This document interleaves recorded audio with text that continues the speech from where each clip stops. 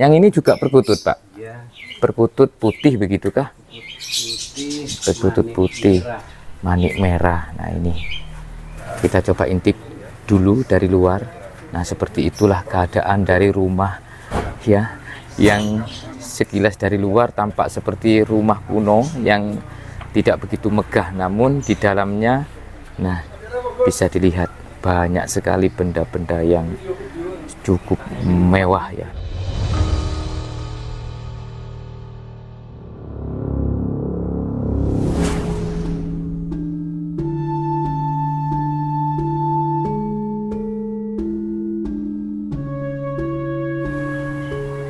Assalamualaikum warahmatullahi wabarakatuh. Salam sejahtera bagi kita semuanya. Om Swastiastu, salam kebajikan, namo buddhaya, rahayu, rahayu, rahayu. Saudara-saudara Pungutan Pring, saya saat ini berada di Desa Sajen, Kecamatan Pacet, Kabupaten Mojokerto, Provinsi Jawa Timur.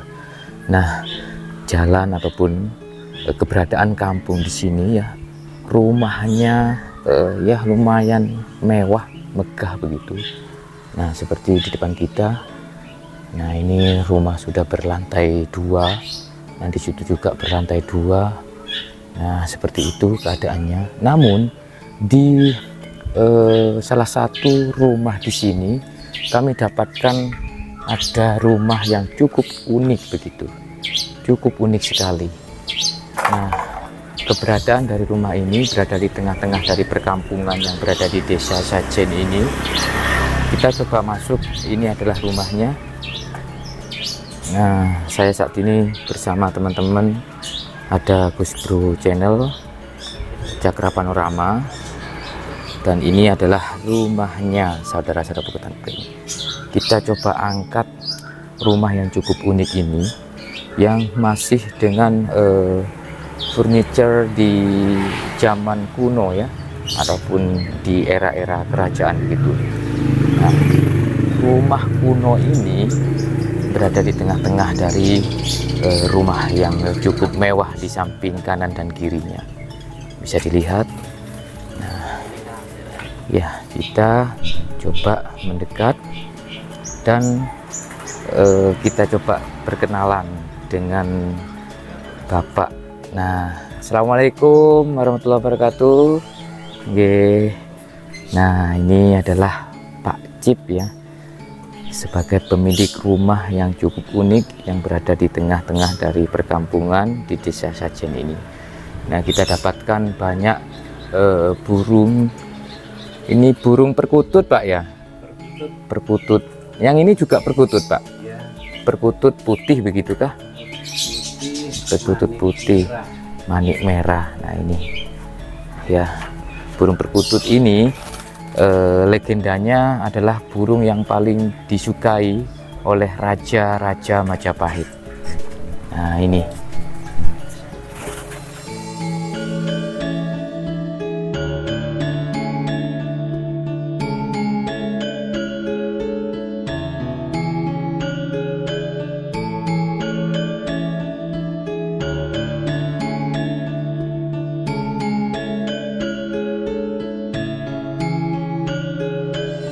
barusan di belakang layar seperti yang di atas ini, Pak. Ini kan ada lampu ya. Kalau kita lihat kayaknya seperti kuno, tapi beda versi dengan lampu yang di sebelah sana. Itu gimana keterangannya? Oke. Jadi kalau panjenengan sekilas melihatnya seperti kedua-duanya atau ketiga-tiganya ini barang kuno gitu. Tapi ternyata tidak.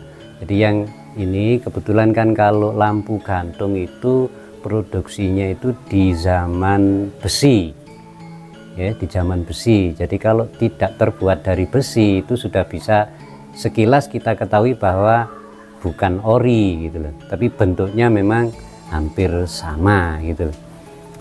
Jadi kalau lampu ini bisa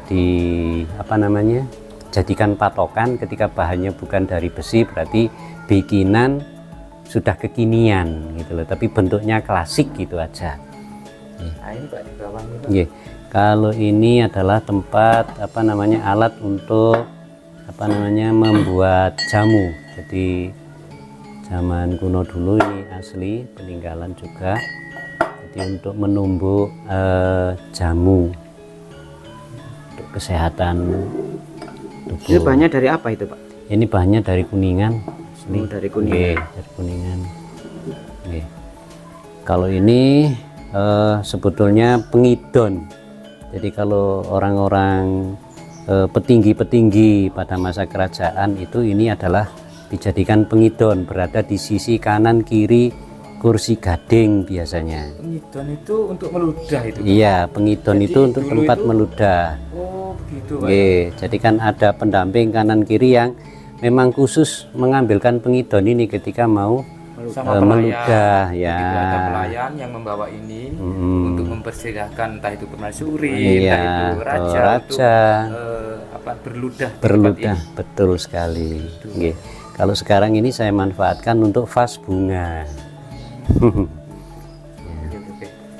Jadi kita ke rumahnya Pak Cip, nanti kalau memang ada teman-teman ataupun saudara-saudara peguntang ataupun konten-konten yang lain yang ingin minat begitu ya, mengkoleksi, bisa langsung menghubungi Pak Cip nanti. Nomor teleponnya di belakang layar ataupun di dalam deskripsi video. Ya, ini Pak, banyak sepertinya ini kok lumayan lengkap dengan keramik ataupun namanya ini, cangkir Pak ya. Jadi kalau ini ya teko zaman dulu ya. Jadi ini cangkirnya lengkap dengan ini lepeknya. Nah, kisaran usia dari teko ini kira-kira kalau teko ini kurang lebih sih 60-50-an situlah. Berarti di zaman kolonial. Iya, betul. Karena sampean lihat ininya, motifnya ini kan sudah kolonial.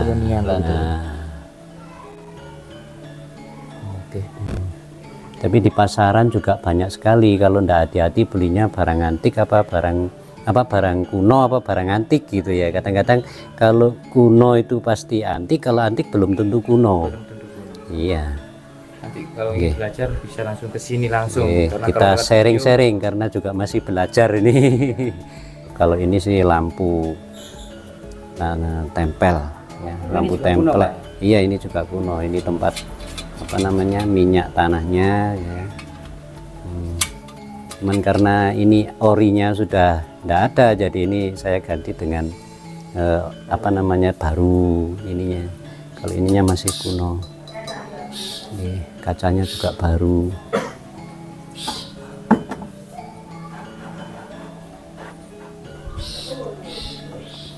Kalau guci ini tergolong baru. Ya, tergolong baru, cuman antik gitu aja. Kalau pusaka ini jadi kalau pusaka ini asli kuno ini.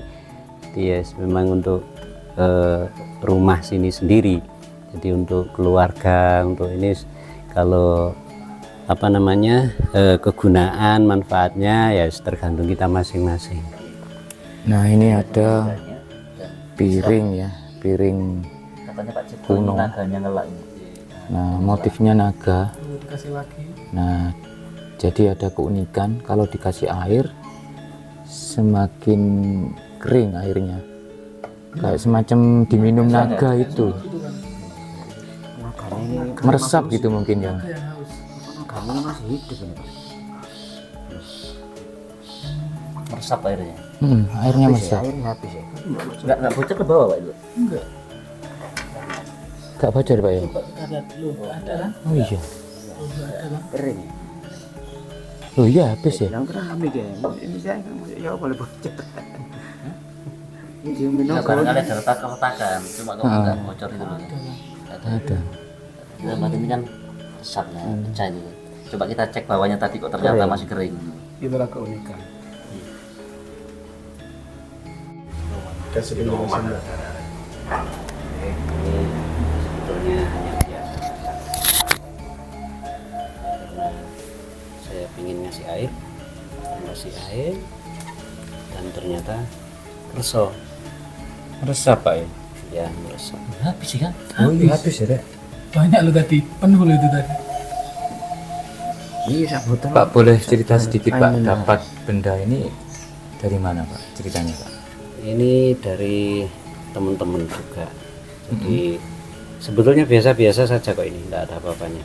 Tapi bagi jenengan yang baru tahu, ya Seakan-akan ya ada sesuatu habis. yang Loh, airnya tidak ada.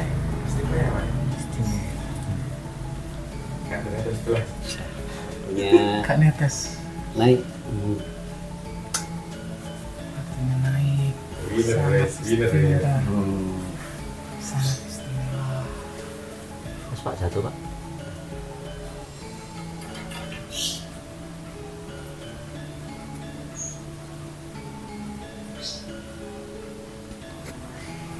Kalau soal benda, karena memang ini tergantung masing-masing ya. Kalau saya itu lebih bagaimana supaya generasi kita ya, generasi kita ke depan itu tidak sampai melupakan sejarah, itu aja. Jadi kalau barang-barangnya ini sekali apa namanya, tidak bisa 1-2 barang gitu loh. Jadi lebih kepada edukasi supaya generasi kita, generasi setelah kita itu tidak sampai melupakan sejarah seperti yang dipesankan oleh Eyang Karno, seperti yang ada di gambar itu. Jadi sekilas di satu gambarnya Mbah Karno itu nampak di sana. Kalau nilai lukisannya monggo ditaksir sendiri ya, tapi saya lebih kepada edukasi yang ditampilkan di sana, bahwa beliau dengan walaupun setinggi apapun jabatan ya, yang dipikul yang ada pada beliau, tapi beliau tetap memberikan tuntunan toto kromo, toto trapsilo ya, tetap sungkem kepada bunda beliau, seperti yang diajarkan di kita di Jawa, bahwa wong tua wadon iki minangka pangeran katon. Jadi kalau tidak diharamkan di agama Islam, setelah menyembah Allah itu pasti menyembah seorang ibunya masing-masing ya. Disitulah yang diajarkan oleh Mbah Karno. Jadi ya masing-masing kan orang melihat Mbah Karno dari sosok mananya gitu kan. Kalau saya lebih ke sana. Pak, tadi ya ada sesuatu yang menurut kami Pak ya, Ya. kok di luar nalar gitu ada keramik ya.